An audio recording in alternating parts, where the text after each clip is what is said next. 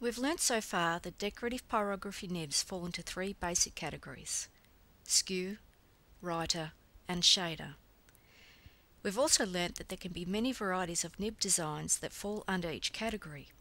The final question to answer is, what type of nib to use where?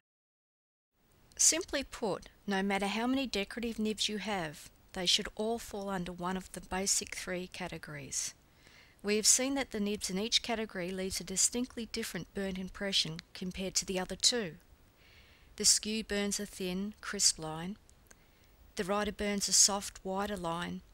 The shader burns a soft, broad area.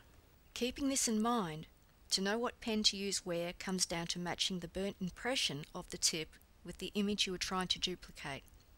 To better illustrate this concept, I'll show you a step-by-step burning of a chipmunk project. As the picture progresses, I'll explain how what I see dictates which of the three basic pens I choose. The chipmunk was outlined by both a writer and a skew. The unbroken outline of the eye was done with a writing nib. On a larger project this could have been done with a skew, but because this eye is small, it required burning a tight curve. The writer is best to burn tight curves. The broken fringes of the coat consist of sharp hairs. The best nib for crisp lines is a skew. The first fill of the chipmunk's coat was done with a spoon shader. I wanted to colour the undercoat in a smooth tone. The shader burns broad, smooth tone. Once the undertone was burnt, it was time to add some hair. Before this, I filled in the eye. On a larger eye, the shader would have been more appropriate, but seeing this eye is tiny, a writing nib was used. The writing nib is excellent for colouring in small areas. I always like to build up several layers of hair on an animal. To do this initially, I use the writing nib. I want to burn lines of hair, but I also want to give the impression of softness. A writing nib burns soft lines.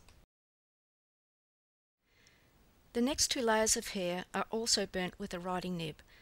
I only continue to add layers to areas that require darker hair. Finally, the writer is used to burn a light hint of soft fur on the white areas of the chipmunk. I then needed to add sharp hairs to the top of the coat, and the best nib for burning crisp, thin lines is the skew, so it's what I used. The edge of the rock looks like a crisp, unbroken line, so a skew is used to outline that. I wanted a rough texture for the rock. By experimenting, I found out that layers of tight random circles gave the impression of a rough texture. The writing nib can be squiggled in any direction and can certainly burn countless tight circles. It was the obvious pen of choice. The rest of the rock was simple. I continued to burn layer upon layer of tight squiggling circles with a writing nib.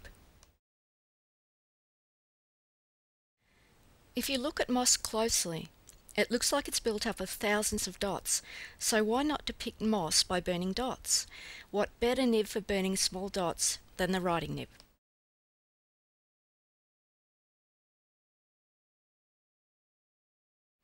The edge of strap leaves appear long, sharp and unbroken. The skew excels at burning crisp, straight and lazy curved lines. The writer burns long, soft lines.